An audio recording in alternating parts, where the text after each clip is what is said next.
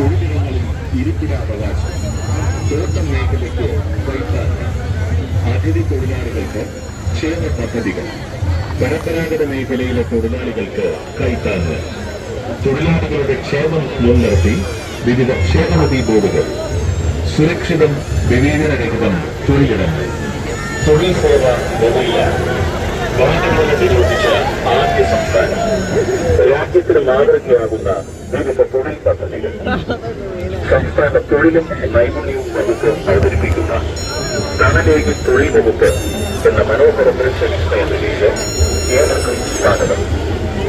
സംസ്ഥാന തൊഴിലും നൈപുണ്യവും വകുപ്പാകുന്ന സംസ്ഥാനത്തിന്റെ ചാനലിൽ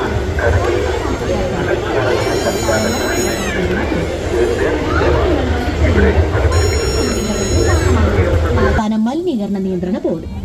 മാലിന്യങ്ങൾ വലിച്ചെറിയുന്നത് പരിസ്ഥിതി മലിനീകരണത്തിന് കാരണമാകുന്നു. Plastic, battery, used oil, waste tyre എന്നിവയായ മാലിന്യങ്ങൾ നമുക്ക് പുനരുപയോഗം ചെയ്യാവുന്നതാണ്.